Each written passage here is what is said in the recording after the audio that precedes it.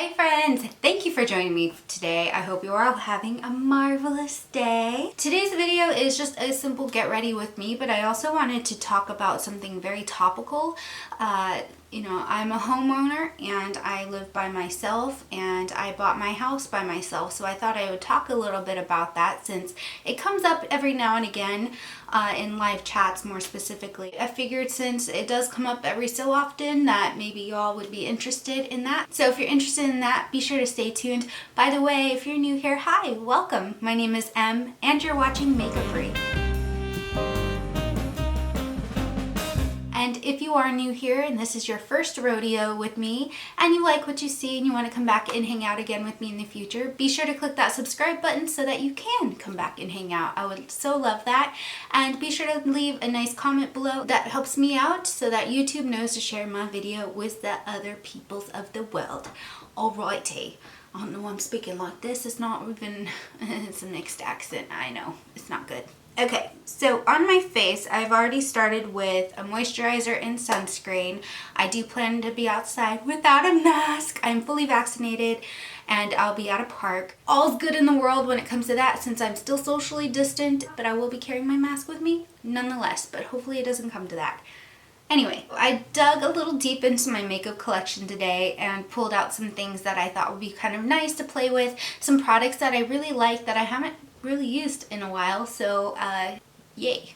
I'm gonna start off with my brows. If I don't start with my brows, I feel like I'm starting with a really weird canvas. This one is not old in my collection. This one is actually one of the newer brow products that I've gotten, and it is the Benefit Precisely My Brow Pencil. So as I said, I am a homeowner and I closed on my home in September of 2018. This was literally a month after my mom passed away. Without going into a lot of the sad stuff, my mom had cancer and I had plans to move to Los Angeles, and I was looking at either transferring my job or just starting something new. So I'd spoken with quite a few recruiters and had started to line up some interviews. And I was getting ready to book some flights to schedule those interviews, and then out of the blue, my mom ended up getting really sick. And when I say sick, her cancer had returned and it was bad. She had a brain tumor the size of a golf ball. Unfortunately, neurosurgeon couldn't operate, so they were thinking, okay, well maybe we'll try an aggressive form of chemo and radiation. So I was thinking, okay, well I'm definitely putting my plans on hold to move because I gotta stay in Washington for my mom. And because of her mobility issues at the time, I was thinking, well, she lives on the 3rd floor of an apartment complex without an elevator. She can't make it up those stairs. So I thought, okay, I was moving anyway. My lease was up with my roommates, and I was at that point where I'm like, okay, I don't want to live with roommates anymore. And I knew I wanted to buy at some point, but I also knew I wasn't moving to LA. So I was like, well, for my mom, I might as well buy because I don't know how long I'll be in the area and it'll be cheaper than renting.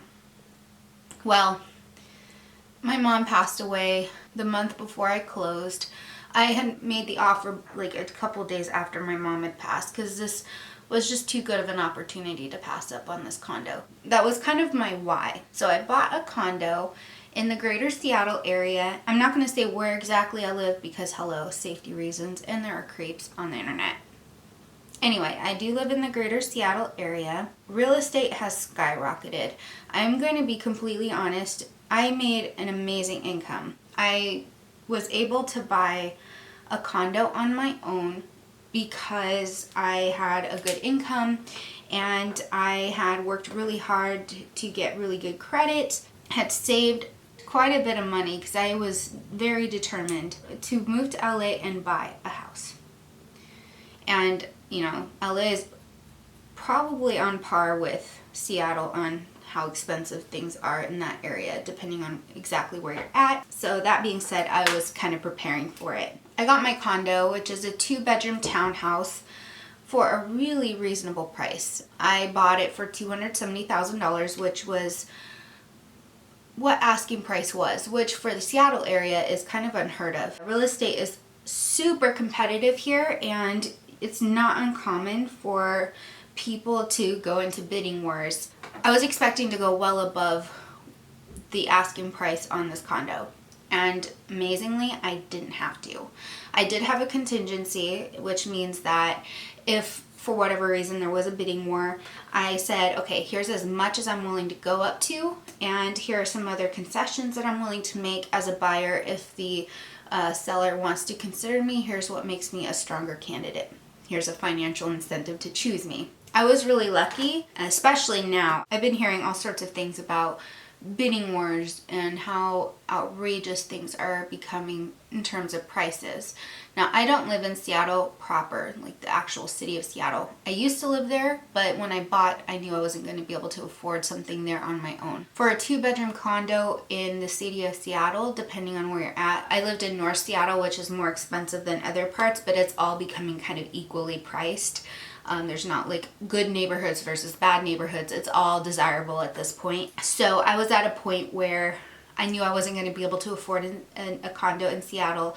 The average price for a 2-bedroom condo was about $400,000. When I calculated the monthly mortgage, that was going to be putting me above my budget, and that wasn't even including the HOA or Homeowners Association fees. So that added on maybe $500 extra a month. So that was what priced me out. And plus, I wanted to have some extra spending money in case I wanted to do some upgrades or do any renovations, that sort of thing. And then also have spending money because I needed new furniture.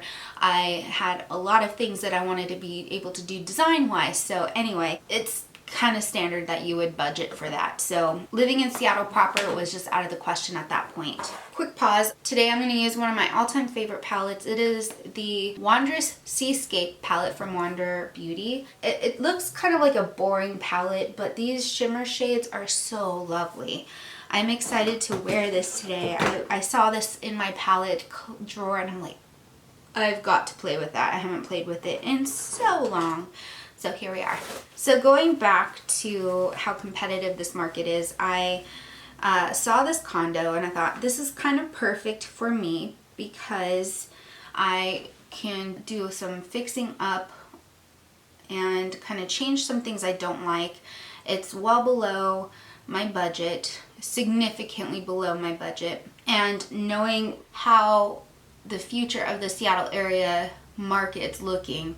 You know, Amazon is here and Amazon is building new office buildings, and it's kind of like all over the Seattle area, and where I'm at is quite desirable. Let's just put it this way, a condo in my area just sold for $120,000 more than I bought mine for, and I bought this in 2018. So 2.5 years after I bought my condo, I would already get over $100,000 more than from what I paid for it, which is astronomical. If you look at investments as an example, like stocks or bonds, etc., you'll know that it's really hard to get that kind of a return on your investment, especially so quickly. So real estate, at least here in the area, like if you can get in as early as you can, you're gonna make more money in the long run.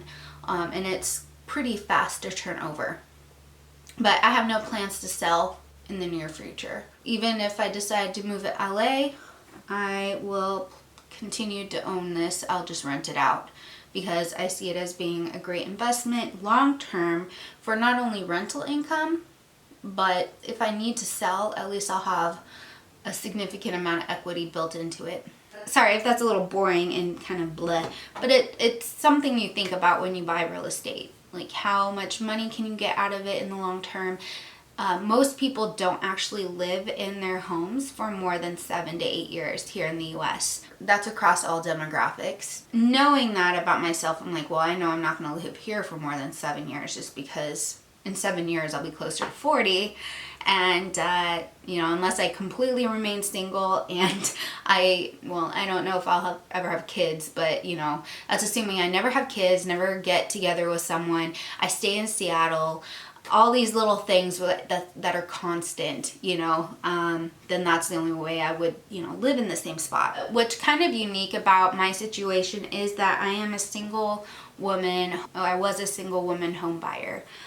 You don't hear a lot about that. You always see couples and families buying homes. In fact, I think I'm the only single person in this condo complex. So anyway, it is kind of uncommon to hear about. And you know, if you are a single woman and you're watching my video and or you're kind of interested in my trajectory, I would say that if you want it badly enough, you make it a priority. You know, there are a lot of little memes and things around the internet that say, oh, you know, you want to buy a house. Millennials are so spoiled. They don't want to give up their Starbucks or avocado toast. And it's like, I didn't have to give up those things in order to buy a house. I just needed to prioritize. You know, I love to travel. You know, I didn't want to completely give up that lifestyle. So when I did travel, it's like, okay, what concessions can I make to not have to spend as much money? You know, I stay at a cheaper hotel. I would book a cheaper flight. You know, I would buy snacks from the grocery store and try not to eat out as much. You know, there's ways that you can save money without having to take away from your current lifestyle too much. Now, I am speaking from a place of financial privilege. I will admit that, because at least here in the greater Seattle area, it's becoming much more difficult to be able to buy, just because you know, Amazon workers have come up from California and elsewhere and have priced a lot of locals out of the market, especially since a lot of them are cash buyers because they work in tech and they make 170 grand a year and they can afford to do that because housing is so desirable at this point and there's a huge demand for it. Prices are going to go up. So it just makes it difficult. You know, if you don't make a lot of money, it can be really frustrating, and you might be thinking, hey, what you're talking about is completely unrealistic, and you know, this doesn't pertain to me. You know, you're living in your place of privilege, so you have no room to talk. I get it. I totally do. I wasn't always in this financial privilege, so to speak. I worked really hard to get where I was and where I am. You know, I started out working for $7 an hour minimum wage, but they're pushing for $15 minimum wage here, at least in the Seattle area. $15 an hour isn't going to buy a house here in Seattle. I know that. You know, I understand that I have a place of privilege, and it stinks because real estate is so expensive. And you know, if you live in the Seattle area or in any area where it's really expensive, it's like, what are you supposed to do? What are you supposed to do when you're priced out and you know, you don't really have any options except to move? So for me, my choices were to move out of Seattle proper, which I was happy to do at first because I thought, okay, I'm ready to get out of the city. I want to be kind of in a more suburban area. However, I do go to Seattle all the time. My doctors are still in Seattle. I'm not that far. I'm literally minutes away, but still. The idea of having to move out of Seattle at first was appealing, but now I'm like, I miss living in Seattle proper. But it was a trade-off. Be a homeowner and pay less per month on my mortgage than I would be paying for rent, and have a little bit more of a commute, or you know, having to live in an apartment and not be a homeowner and, you know, pay more money essentially for something that I wouldn't get any return on my money for. Buying one out in the end. And I don't regret it. I don't regret it. I do wish that I could still be living in Seattle proper, but you know what? The things we do. If you're interested in hearing more about kind of like my process of buying a home, I would be happy to do a vlog on that on my other channel. I can go more in depth on how I motivated myself and how I set financial goals that would help me achieve that, and so on and so forth. So if that sounds interesting to you, then you know, leave me a comment below and just kind of let me know. Really quickly, I'm really liking how this looks. Kind of a dusty blue in the outer corner with just a light splash of sparkly gold. I'm going to take a little bit of the green too. Just kind of pat that on into that blue.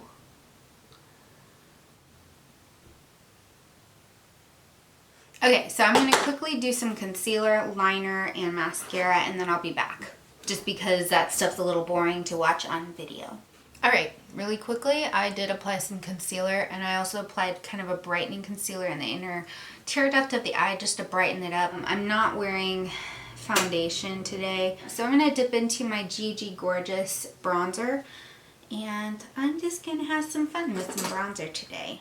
So going back to housing privilege here in at least the Seattle area, parts of the US are equally expensive, if not more, like New York City, Los Angeles, San Francisco. Mostly the coastal cities have the most expensive real estate. It's not exclusive to where I'm at. But I think it just goes to show that if you have the ability and you plan to kind of stay put for a while, and it makes sense because you can commit to the responsibility of homeownership, then it's definitely a great investment. But again, it just depends on where you're at in your life. Really quickly, this is my favorite bronzer blush combo. It's from NYX.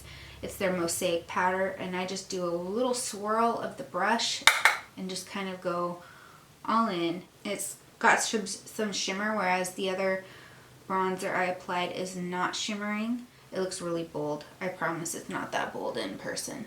For some reason, my lighting is accentuating things that it shouldn't be accentuating. I'm starting to get a lot of color to my face. I was gonna put this on today, which is from Rare Beauty. It's their Bliss Liquid Blush. I'm gonna skip it. I have enough color to my face, don't you think? And then on the lips, I'm gonna dig into my Maracuja Juicy Lip from Tarte. This is kind of a cool product. I just got this in my Ipsy bag the other day, or rather last month. It's really comfortable to wear. So that's my makeup look today. So I'll finish up by just saying that I am very privileged to have bought when I bought, because I don't think I'd be able to afford to buy now. I definitely wouldn't be able to afford to live where I live. At least looking at some of my neighbors and how much they've sold their condos for, it blows my mind that real estate could be that desirable in this area, but it is what it is. Real estate has been growing significantly pricey in this area for the last 10 years. Ever since Amazon really kind of took over the world and Seattle's become the hub for tech jobs.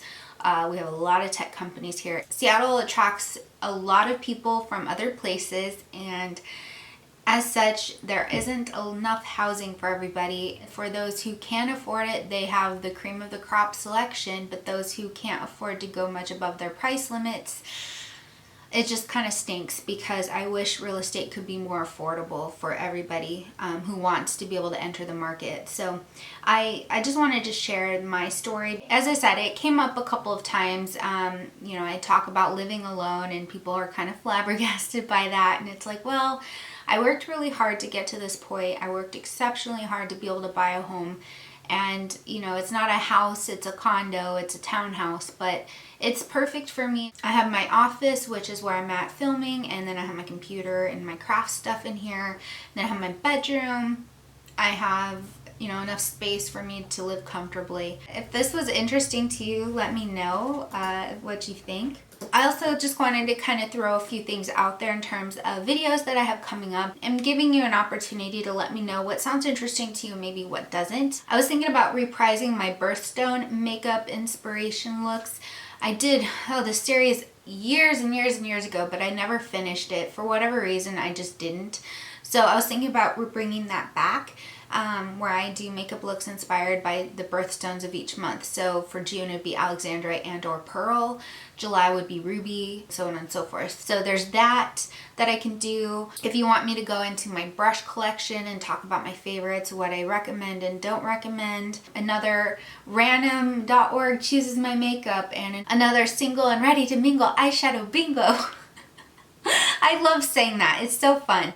Recreating large YouTube influencer makeup looks. And I'll probably be doing a Captain Planet series. But let me know if there's something that you want to see sooner than others, or if there's something that you're just kind of dying to see that I haven't even mentioned. So let me know. I have a ton of stuff coming up. I'm excited. And with that, I'm going to end here. Wow, I just realized I have this really cute little curl right here. Oh my gosh, you see that? I thought it was just bunched up on my neck like this. Oh, I have a little ringlet, and it's so cute. Oh my gosh, my hair is turning curly again. I love it. Anyway, that's a natural curl. I don't curl my hair. I don't even blow dry my hair. As you can tell, it's still wet. Anyway, let me know what you think in the comments below. Let me know what you want to see. Let me know. Just talk to me in the comments. I'd love to have a chat with you. Anyway, I hope you all have a great rest of your day. Stay happy, stay healthy, and stay electric. As always, mwah, bye! I have like reverse raccoon going on, but up close it's like glowy and pretty. It's so weird. My lighting is bonkers.